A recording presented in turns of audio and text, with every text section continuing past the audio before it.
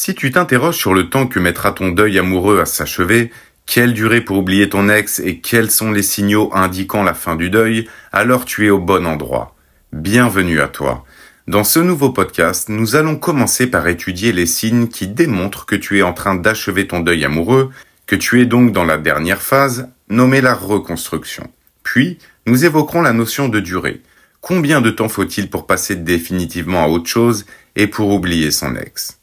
N'oublie pas qu'il ne s'agit que de mon avis, en toute bienveillance. D'ailleurs, si tu apprécies mes conseils, pense à t'abonner, liker, commenter et partager afin de développer cette communauté et toucher le plus de personnes possible vivant cette situation post-rupture ayant besoin de soutien.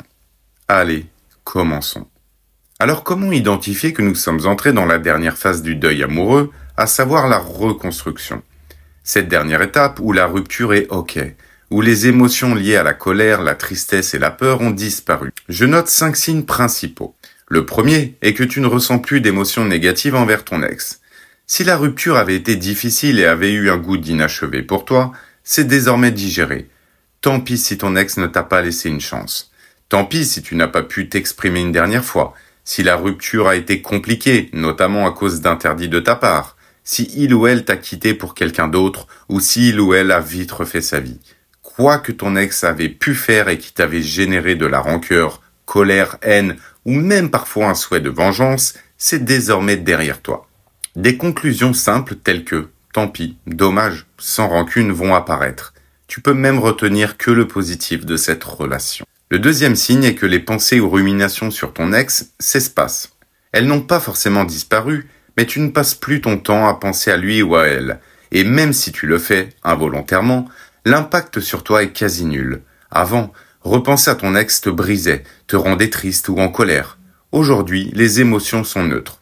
Par exemple, si tu le ou la croises par hasard ou si une odeur, un lieu, une image, un objet, un film te fait penser à ton ex, cela ravivera une pensée, mais elle aura une faible incidence sur ton humeur là où, avant, cela aurait pu te plomber durant des jours. Tu vas y penser, mais ça sera OK. Le troisième signe est que tu ne parles plus du tout de lui ou d'elle. Tu ne ressens plus le besoin de vider ton sac auprès de tes proches, tout simplement car ton ex n'est plus au cœur de tes préoccupations. Si tu avais entamé une thérapie, tu te focalises sur ta progression personnelle et non plus sur l'échec de ton couple. Cette envie de te confier à son sujet, c'est comme évaporé. Le quatrième signe est que tu constates avoir progressé. Tu te sens différent. Tu as appris de tes erreurs et tu les reconnais. Tu t'es pardonné. Le meilleur moyen pour appuyer ce constat est, par exemple, de relire un journal intime ou tout autre écrit que tu as pu réaliser après la rupture. Chose que j'ai d'ailleurs encouragé à faire dans plusieurs podcasts.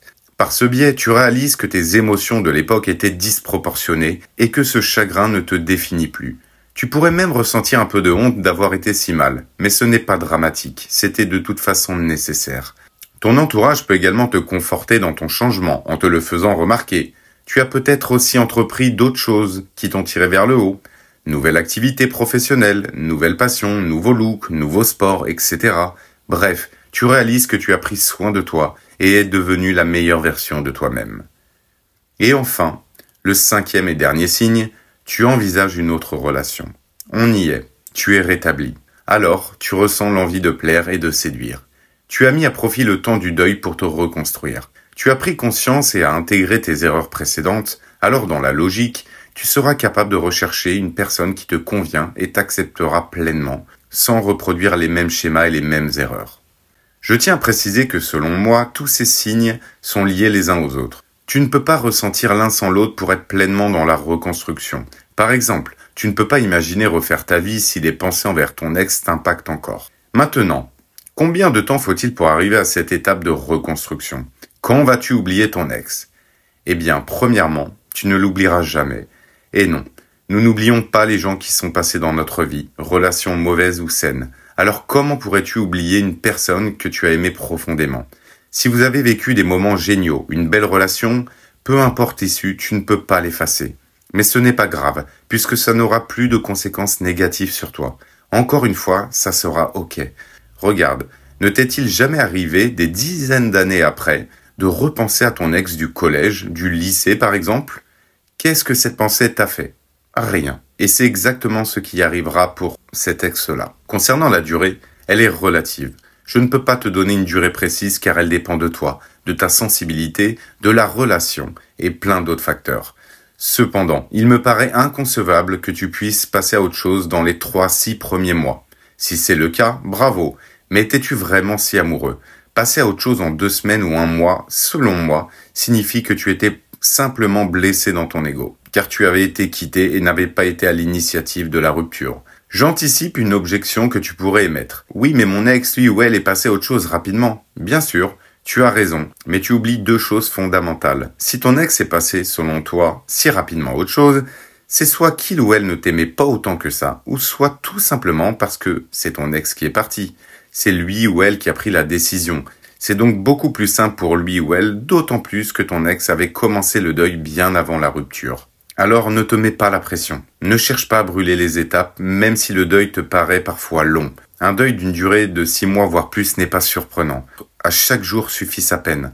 Rappelle-toi simplement que tu ne seras pas comme ça toute ta vie. Le deuil que tu traverses aujourd'hui ne te définit pas.